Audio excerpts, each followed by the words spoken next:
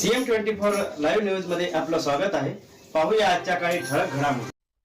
मी तुमच्या चॅनलच्या माध्यमातून माझ्या प्रभाग क्रमांक 5 मधील सर्व मायबाप जनतेचे शतशः आभार मानतो आणि तुम्ही म्हणत आहात की जे काही वचनं दिलेली आहेत तर तुम्हाला मी सांगू इच्छितो की आम्ही मागच्या सातत्यानं 7 ते 8-10 वर्षापासून जमिनीवर राहूनच काम केलेलं आहे.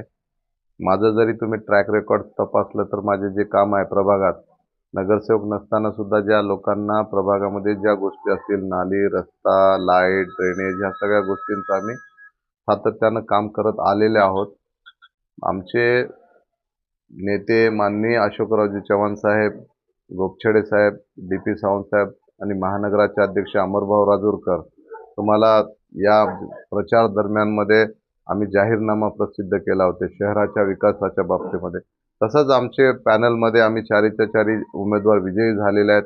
त्यामध्ये जे प्रशासनाचा चांगला दांडगा अनुभव असलेले जयश्री निलेश पावडे असतील, 3 वेळा नगरसेवक राहून आता चौथ्यांदा जे निवडून आले ते महेश कनकदंडे असतील, आमच्या सोची ॲडव्होकेट सांबवी जी नवीन आहे परंतु ती खूप हुशार अभ्यासू आहे आणि मी तर जमिनीवरचाच कार्यकर्ता आहे. मागच्या म्हणजे सातत्यानं काम करत असल्यामुळं आम्हाला काही या प्रभागामध्ये अडचण तर झालीच नाही, पण भविष्यामध्ये आम्ही एक आमचा प्रभाग हा अतिशय बाकी प्रभागापेक्षा चांगला आणि व्यवस्थित होईल यावर लोकांनी माझ्यावर दिलेलं प्रेम आहे त्यासाठी मी सर्वांचे आभारच मानतो.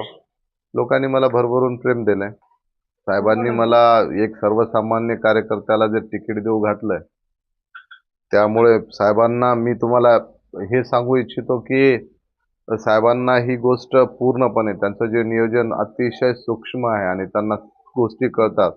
आमच्याकडे नांदेड वाघाळा महापालिकेसाठी भाजपकडून 580 उमेदवारी मागितली होती. त्यापैकी साहेबांना 81 लोक निवडायचे होते.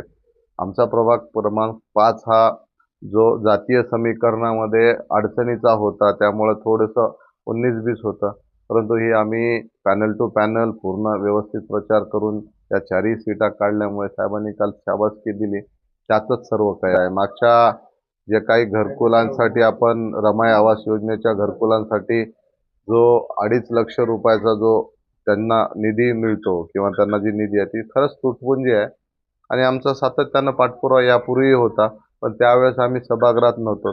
परंतु शहरी भाग म्हणून आम्ही जे काही आम्ही निवडून आलेले आहेत आणि आमच्याच भारतीय जनता पार्टीचा महापौर 100% मेजॉरिटी असल्यामुळे होईल त्यावेळेस आम्ही सभागृहामध्ये ठराव करून शासन दरबारी हात टाकू की रमाई आवास योजना